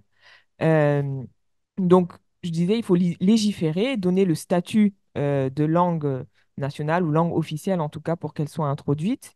Et je crois que les internautes parlaient de très grandes différences entre les langues, mais je pense que ça, c'est comment dire, une idée reçue qu'on a de penser qu'il y a des très grandes différences entre les langues, ce qui n'est pas forcément le cas. Par exemple, même entre la langue française et les langues nationales, il y a des similitudes. Et c'est ce on peut découvrir quand vraiment on s'intéresse à la didactique de l'enseignement bilingue. on va découvrir qu'on a beaucoup de similitudes entre les différentes langues et même entre les langues africaines elles-mêmes qui sont de toute façon classables, classifiables, si je pourrais dire, en différents sous-groupes linguistiques. Et je pense aussi qu'on a euh, un prisme qui, on va dire, déforme notre vision sur la question des langues nationales, qui est que un État-nation doit forcément avoir une langue nationale. C'est un peu ce prisme-là qu'on a euh, d'une vision peut-être hégémonique, enfin en tout cas qu'on a de manière internationale, où on a des États qui ont une seule langue parlée par l'ensemble de la population et utilisée à l'école.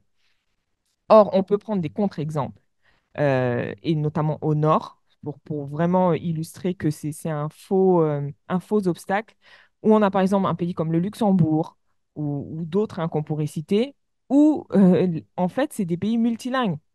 On a le luxembourgeois, on a le français, on a l'anglais, on a multiples autres langues qui sont enseignées en fait à l'école et ça pose aucun problème, ça pose aucun souci.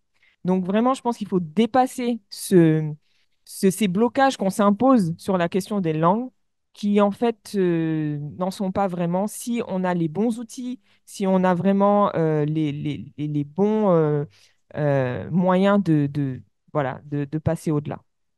Merci. Très bien. Merci, Baudiel, pour cette réponse très détaillée que je pense répond à la question posée par nos internautes.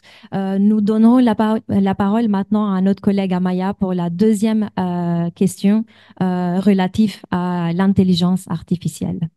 Je pense que par rapport à la question, on a en partie abordé cette dimension-là quand on parlait de la promotion et le développement des startups nationales pour les orienter vers des solutions intelligentes favorisant des contenus pédagogiques alignés au curricula. Et là-dessus, on avait parlé de, de développement d'initiatives entre les États et les leaders du secteur de l'intelligence artificielle pour contextualiser ces intelligences aux contextes nationaux. Et dans cette contextualisation-là, ils seront amenés certainement à collaborer avec ces startups nationales-là qui sont partenaires de ces États. Et dans cette dimension-là, dans ce domaine-là, pour ceux qui s'y connaissent dans l'intelligence artificielle, il y a ce qu'on appelle les transfer learning.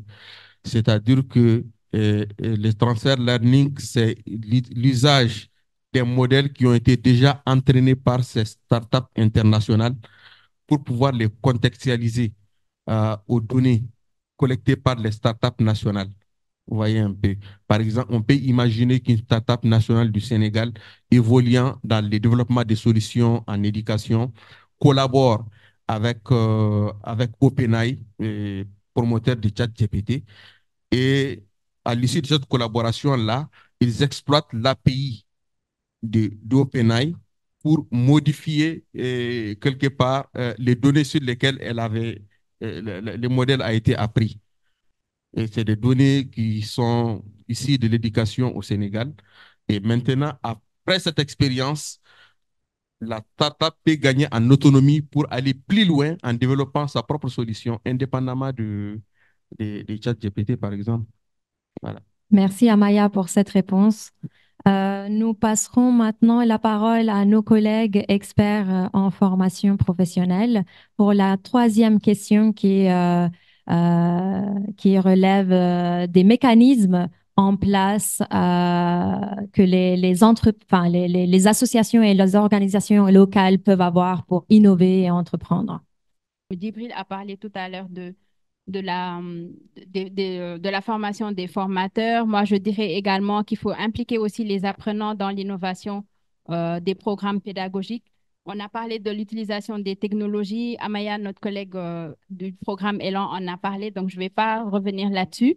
Mais je dirais vraiment que on va dire, pour parler d'innovation pédagogique, c'est tout un écosystème. Il y a différents acteurs qui sont dans cet écosystème-là et tous ces différents acteurs doivent collaborer ensemble pour justement arriver à cette innovation pédagogique qu'on attend dans nos pays.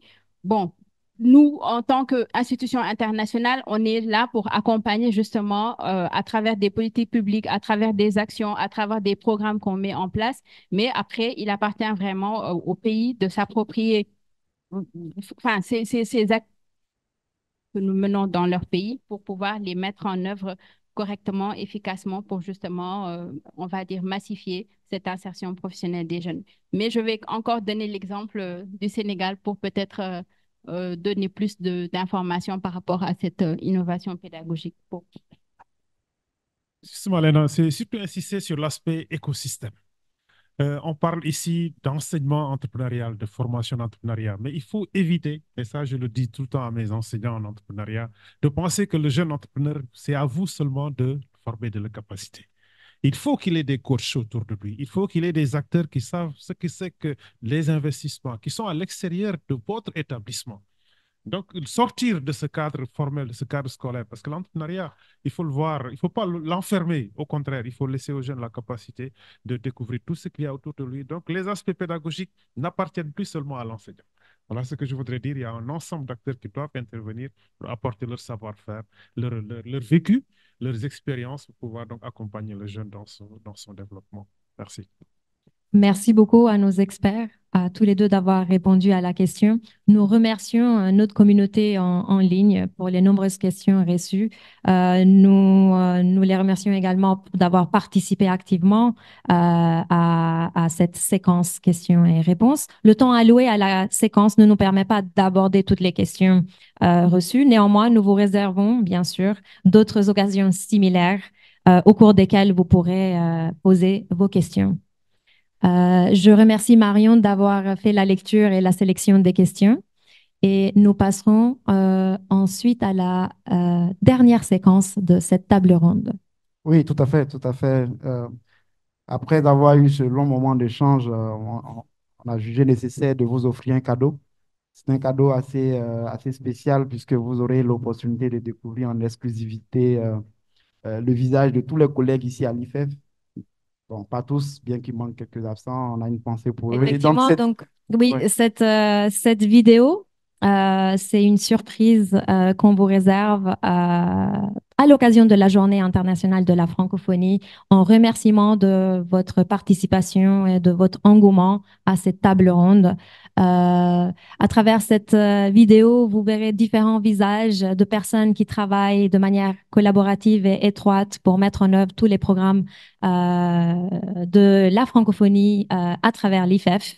Et c'est vraiment une diversité linguistique, une diversité francophone en miniature, on va dire. Donc, si la régie est prête, nous passerons à la vidéo.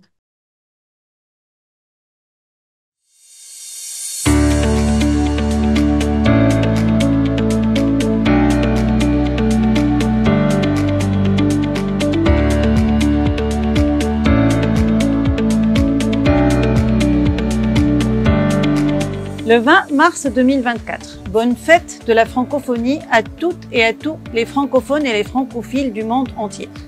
Vous allez découvrir à travers cette vidéo l'équipe de l'IFEF, une équipe jeune, dynamique et tournée vers l'avenir.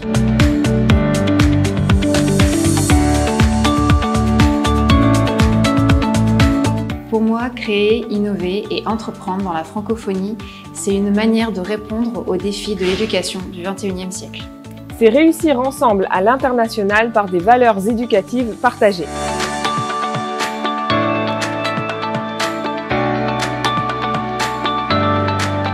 Avec l'expansion fulgurante et continue de l'IA générative qui impactera certainement les fonctionnements des organisations multilatérales, osons apprendre, entreprendre et innover pour protéger et promouvoir les valeurs de la francophonie.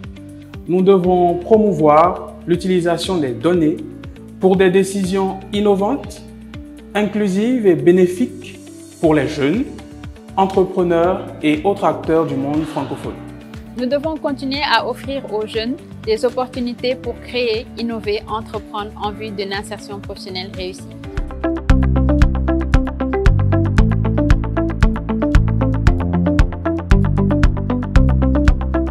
Les femmes ont le pouvoir de créer, d'innover et d'entreprendre, ouvrant ainsi la voie à de nouvelles possibilités et perspectives dans tous les domaines de la société.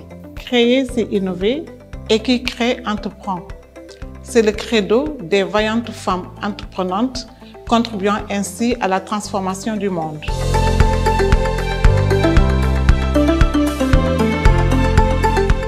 C'est en s'inspirant de notre espace riche et diversifié que nous pouvons stimuler notre créativité.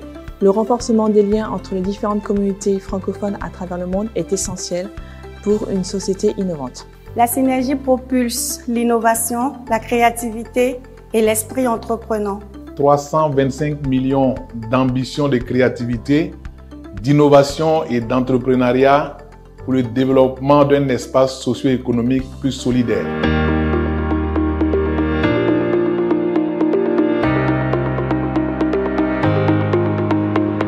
Il est temps de mettre en commun notre expertise et nos ressources pour une coopération agissante et transformatrice en faveur du développement durable. Il est primordial d'entreprendre ensemble afin d'offrir une éducation de qualité pour tout le monde et partout. À travers nos actions à l'IFEF, nous explorons le vaste monde de la créativité, de l'innovation et de l'entrepreneuriat. Créer, innover et entreprendre sont les clés essentielles d'une éducation de qualité et réussie dans cet environnement perpétuellement mouvant. Le partage au sein de la francophonie nous incite à entreprendre ensemble pour garantir un accès équitable à une éducation de qualité. Parce que nos enfants ont besoin d'une bonne éducation pour être de bons citoyens.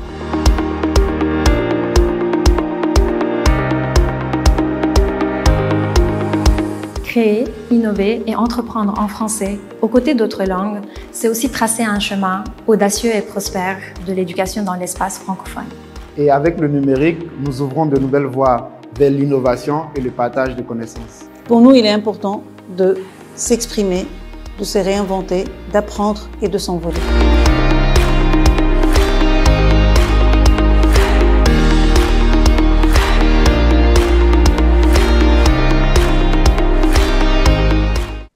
Vu qu'il est important de voyager, notre voyage tire à sa fin. Nous avons été très heureux de partager ce moment d'échange, de partage. Nous avons aussi énormément appris des uns et des autres. Nous avons eu le temps de voyager sur les différents défis de l'éducation, mais nous avons utilisé notre intelligence par l'intelligence artificielle pour proposer des solutions, pour justement placer tout le contexte de l'innovation, de la créativité, de l'entrepreneuriat pour façonner cette éducation.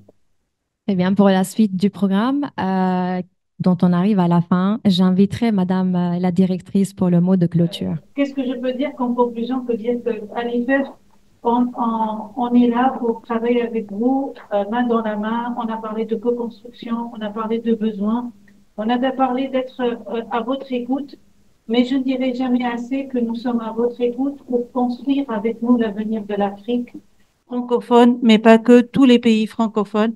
Et on n'est jamais mieux servi que par soi-même. On est là pour être avec vous, pour enrichir cette langue, que ce soit par une intelligence humaine ou aussi par l'intelligence artificielle, et que pour aussi ne pas faire peur sur l'intelligence artificielle, la formation professionnelle est là. La formation professionnelle, on peut pas avoir un coiffeur en intelligence artificielle, on peut pas avoir un maçon de l'intelligence artificielle, on peut pas avoir des techniciens en informatique. Donc la formation professionnelle, Léna et Djibril, a beaucoup d'avenir. Donc et l'intelligence artificielle sera là aussi pour nous épauler. Donc là, c'était juste une blague pour terminer, mais c'est juste pour vous dire bonne fête de la francophonie. Merci d'être là avec nous. Merci tout le monde et je te redonne la parole. Merci Madame la directrice pour ce mot de clôture très personnel. Nous avons pu voir qu'il y a de nouvelles clés pour innover, entreprendre et créer, mais qu'il y a également des clés futures de l'éducation qui favorise l'innovation, la création et l'entrepreneuriat dans l'espace francophone. sans oublier la mention des leviers existants que nous avons à notre portée, tels que des programmes éducatifs francophones pour avancer et aller au-delà dans cet objectif global et commun qui est l'amélioration de la qualité de l'éducation pour toutes et tous. Nous remercions tous nos panélistes, nos experts et contributeurs de cette table ronde pour leur intervention et les échanges enrichissants. Un grand merci également est dédié à tous les membres de notre communauté en ligne qui nous suivent et qui participent activement à toutes les actions de l'IFEF. Je passe un dernier mot peut-être à mon trésor pour ses remerciements et sur ce, on clôture cette table ronde. Oui, je pense qu'on a fait le tour des remerciements, mais vraiment un grand merci à tous les techniciens, à toutes les personnes qui ont bien voulu nous accompagner tout au long de cette table ronde. Et nous pensons que ce sont des initiatives qu'il faut répéter, qu'il faut davantage nourrir pour permettre justement de tirer la sonnette d'alarme sur certains points, mais aussi pour partager aussi des réalisations que nous avons pu enregistrer. Merci beaucoup et puis j'espère qu'on aura l'occasion de se revoir pour d'autres occasions. Alors, bonne journée internationale de la francophonie.